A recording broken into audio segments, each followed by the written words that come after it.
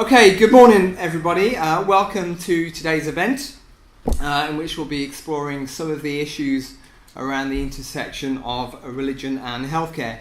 My name is Stephen Evans. I'm the Chief Executive of the National Secular Society. For those of you that aren't familiar with our work, we're a non-profit campaigning organisation purely focused on achieving a separation between religion and the state. So we work for a secular state in which everyone's rights equally respected and their freedoms are properly balanced to ensure that no one is either advantaged or disadvantaged on account of their beliefs. A society where the right to religious freedom is always balanced against the right to be free from other people's religion and not to have other people's religion imposed upon you. And it's clear that religion can have profound consequences on other people's health and well-being. One only has to think back to the tragic death in 2012 of the woman in an Irish hospital who suffered complications during pregnancy, was denied an abortion under Irish law that could have actually saved her life. She was told by hospital staff that this is a Catholic country. Well, Ireland is perhaps less of a Catholic country as a result of what happened there. Reform to Ireland's abortion law is well underway. And hopefully we'll see the back of blasphemy as well following yesterday's referendum. But today I think we'll be looking at a whole host of other ways in which religion can impede onto the lives and freedoms of others, how it can impact on people's lives, their health, their well-being, and even their death. All pretty heavy stuff, I appreciate, for this time on a Saturday morning, but if the tea and coffee hasn't sufficiently stimulated you, I know that our speakers today absolutely will. We've got some real leaders in their field with you today, and I know that you're going to enjoy hearing from them. Look, if you support the work we do at the National Secular Society, we are a membership organisation. All the work we do, all the campaigning, the lobbying, the advocacy work, the casework that we do, and indeed events like today, are only made possible through the contributions of our members and supporters. And I know that plenty of you have made a donation as well when buying your tickets today, on top of the ticket price. So I do thank you for that. But if you're not a member, please do consider joining us. You can do that online or by speaking to any of our staff here today. So that's all for me for now. I do hope you enjoy today. For now, I'm going to hand you over to the chair of our Secular Medical Forum, your host for today, and our keynote speaker, Dr. Antony Lempert. Thank you.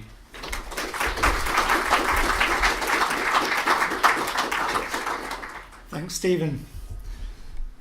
Good morning and welcome to what is the world's first Healthcare and Secularism conference.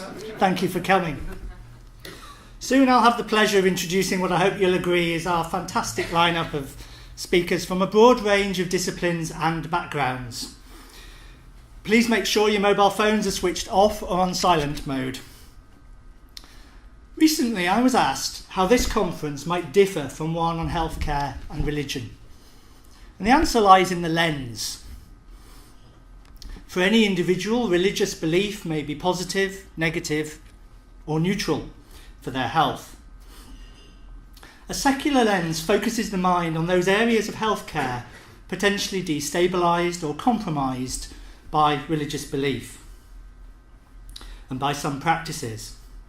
So to start with today, what does healthcare mean? What might we hold in mind throughout the day? Health.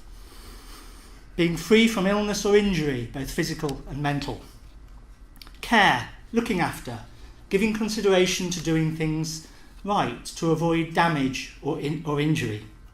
And there's another ingredient, without which we may keep people alive, but their health and their care will necessarily suffer. Kindness. To be kind to patients, we must also be kind to each other and to ourselves. And I ask you to bear that in mind, please, as you engage our speakers today who've been good enough to join us. In the healthcare setting, kindness means more than going the extra mile or doing what we think is right. It means empowering informed patients to make the treatment choices that they think are right for them.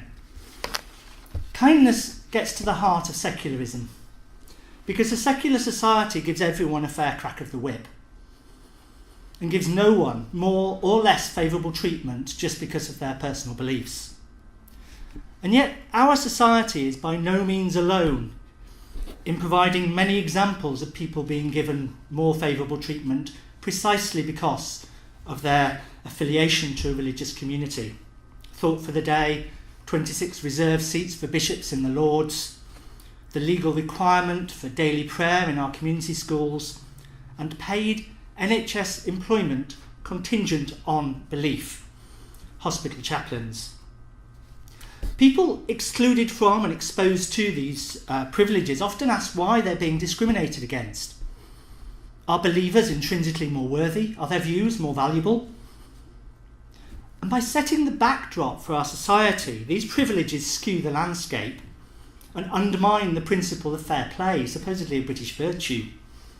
This has wider consequences, including on healthcare, that may not always be immediately apparent. Earlier this month, I heard on the radio an NHS chaplain speaking, and she spoke of how she was available for everyone. Even those who initially rejected her, she said, eventually called out, "Oi you," and they'd have a great conversation.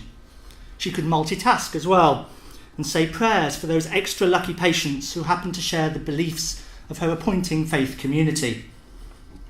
Her story made me wonder whether she'd ever considered that when the job of a GP or an MP was largely or solely restricted to men, wouldn't those men have spoken along similarly self-congratulatory lines, blissfully or willfully ignorant of the many other people who might have done the job just as well, perhaps better, had they only been allowed the opportunity to apply for it?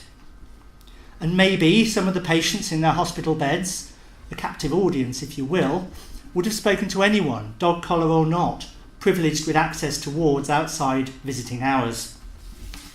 And just maybe, she didn't say, some patients spoke to ask her why limited NHS resources were being used to employ pastoral care workers chosen by faith and belief communities. In other words, why the NHS does not have a policy of equality for employment and equality for service provision.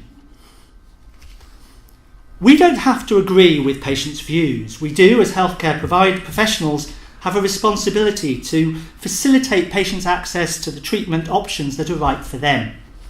The principle of autonomy, the right to decide for oneself what happens to one's own body, widely regarded as the most important medical ethic.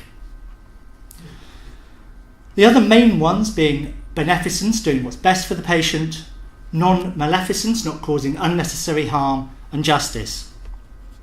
For without autonomy, people have things done to them or withheld from them without their understanding, without their consent, and sometimes against their will. And this is not conducive to good health. For we're all patients at one time or another, seeking help when we need it, not on a whim, which makes us particularly vulnerable when we do need help. Facilitating autonomy may present a challenge to our own values. Healthcare professionals are trained to help people, and it may be very tempting to give a treatment to a patient that we would want were we in their shoes.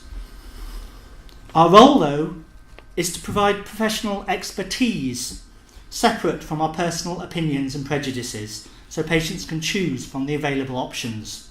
For example, a blood transfusion for someone who's suffered major trauma may be life-saving. If the patient's a Jehovah's Witness and we're sure that they've made it explicitly clear, either now or in the past, perhaps through an advanced decision, that they wouldn't want this treatment, even to the point of death, then it is more than disrespectful, an assault to provide that treatment for them, however well-meaning our intentions. And whether you believe in hell or not, the road to somewhere very dark is paved with unmodulated and unreconstructed good intentions. Another fairly regular example has been that of a pharmacist handing back the prescription for emergency contraception to the patient, advising her to go elsewhere for her treatment because this conflicts with the pharmacist's own conscientious views. Until recently, such pharmacists were supported by their regulatory body. No longer. Last year, the General Pharmaceutical Council responded to some of our consultation responses and led the way amongst UK medical regulatory bodies in recognising that the balance in these interactions must be shifted in favour of patients, who are seeking professional help. They recognise that the right of a healthcare professional to express their own views at work reaches a limit where this risks compromising patient care. There is no equivalence between a patient and a healthcare professional. The cards are heavily stacked against the patient, who may not be aware of their rights or of the various treatment options. So we do now approximate to a secular healthcare system in some of these areas, but we're not there yet.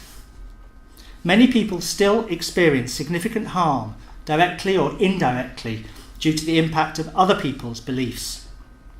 Usually this happens when the healthcare professional has a different belief to the patient. It may also happen when people within certain communities are led to follow an intervention despite medical evidence for its futility or harm. Children in some religious communities may be given no option but the religious option, even when this conflicts with the treatment that children outside these communities would be offered, and even when it conflicts with child safeguarding standards. In some cases, the courts have intervened, ruling that children cannot be denied life-saving treatments such as blood transfusions on the basis of their parents' beliefs. It's not a parent's right to express their own autonomy through their child's body.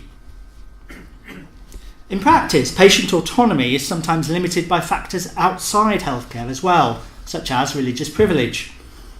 With suicide itself decriminalised in 1961, most people in the UK, religious or not, would like the law to change further, to allow the possibility of their being helped to die legally when they feel that their life is unbearable with no reasonable prospect of improvement, and when they're desperate enough to ask, sometimes beg, for help to end their suffering humanely. Questions have been asked as to whether this is a secular concern at all, because there are both non-religious arguments and non-religious people on both sides of this debate. Well, setting aside people's individual views, the major concerted opposition has come from organised religion. The 2006 Lord's debate on the subject was notable for the intemperate contributions of the bishops on the reserved benches. Since then, recognising that an argument based on sanctity of life falls on increasingly unreceptive ears, many of the same opponents have modified their script, expressing concern for vulnerability, for example, a concern that signally fails to address existing vulnerabilities in the current system. And what about conversion therapy, attempts to change one's sexual orientation, invariably just in the one direction? Is this a secular concern? Well, it is a personal choice as to whether one is comfortable with one's sexual orientation. Meaningful choice relies on information and education. Some of the mainly young people accessing or being directed to conversion therapy will have been actively shielded by their community from exposure to the wider spectrum of normal sexuality. Organised religion has led the line in promoting heterosexuality and marriage, and it's almost exclusively people coming from faith communities who seek this ineffective cure for a non-existent illness. For those raised in a secular environment, it can be easy to be complacent, to underestimate just how difficult it is for children and adults brought up in a tight religious community to challenge or escape the demands of that community when their parents, their friends, their relatives are so heavily invested in the faith community and its pervading ideology. And what about aggressive protesting outside abortion centres? Harassment or free speech? Secular concern or not?